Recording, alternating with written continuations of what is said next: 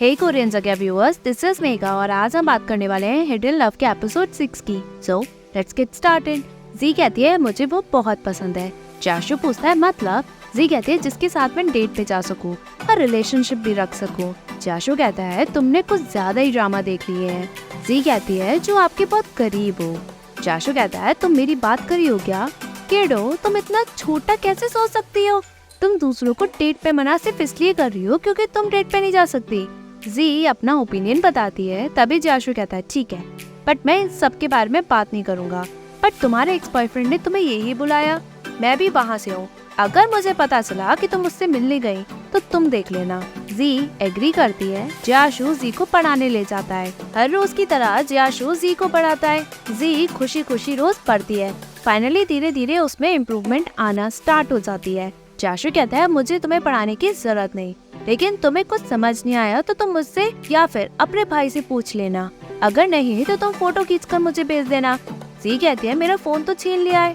जाशु कहता है तुम्हारा भाई पेरेंट्स से गुहार लगा रहा है कि तुम्हें फोन वापस मिल जाए। जी मुंह बनाती है। जाशु उसे तसल्ली देकर पूछता है तुम्हारे एग्जाम्स आने वाले हैं।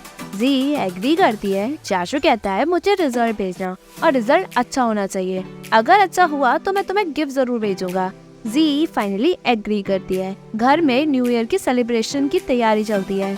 जाशु और जी पढ़ाई के बाद नीचे आते हैं। मदर और फादर जाशु को न्यू ईयर साथ में सेलिब्रेट करने के लिए इनवाइट करते हैं।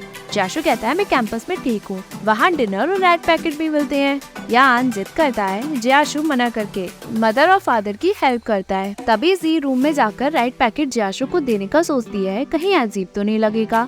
अगर उसने एक्सेप्ट नहीं किया तो वो पेपर स्लिप पे न्यू ईयर विश लिखकर स्टार बनाती है। यहाँ फादर जाशु से उसकी जॉब के बारे में पूछता है। जाशु कहता है एक गेम कंपनी तो है जहाँ मैं इंटर्न हूँ, मुझे उसमें इंटरेस्ट है। फादर उसे गुड लक देता है। जी छुपते छुपाते नीचे आती है ताकि वो रेड पैकेट जाशु को दे सके।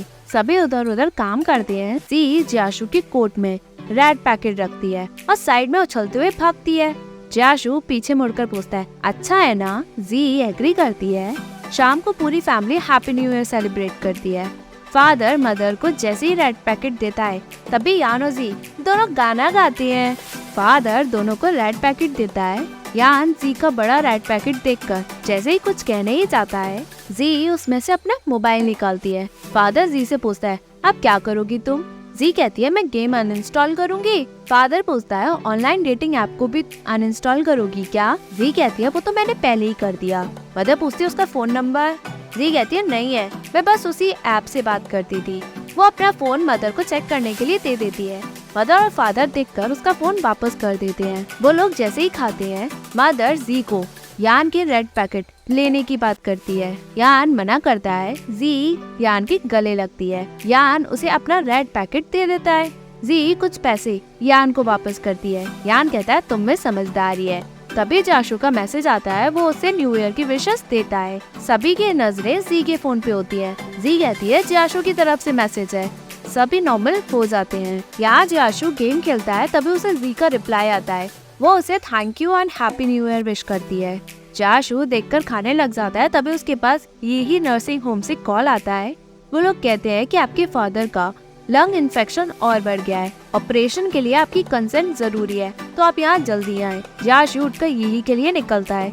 कुछ दिन बाद जाशु ने जी के लिए गिफ्ट भेजा होता है। यान उसे डिलीवरी मैन से लेता है। तभी जी स्कूल से लौटती है। वो डॉग से मस्ती करते हुए कहती है तुम और यान एक जैसे दिखते हो ना। वो उसके साथ खेलकर जैसे ही अंदर जाती है, यान उसे जाशु की तरफ से गिफ्ट देकर कहता है तुम्हारे अच्छे नंबर आए हैं, ये उसकी तरफ से। जी पूछती है उन्होंने खुद क्यों नहीं दिया?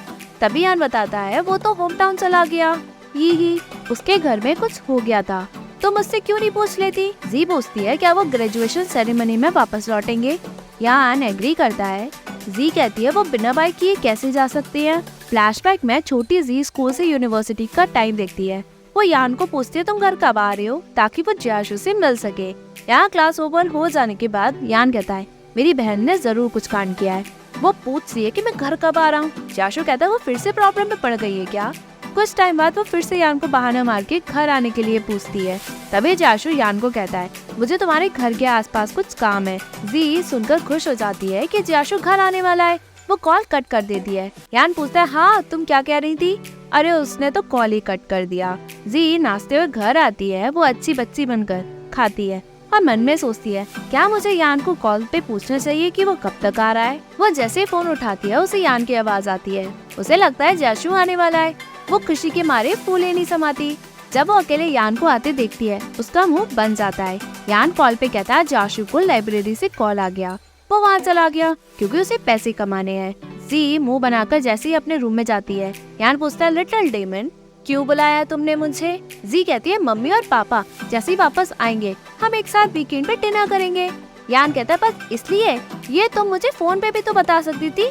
वो उसे छेड़ता है। तभी मदर और फादर काम से लौटते हैं। वो यान से पूछते हैं, तुम एक दिन पहले क्यों आ गए? जी इशारा करती है। यान कहता है, वीकेंड था तो फैमिली डिनर के लिए आ गया। मदर एग्री करके फ्रेशन अप होने जाती है। जी कहती है, अब यान को खाना बनाने को क्यों नहीं कहती?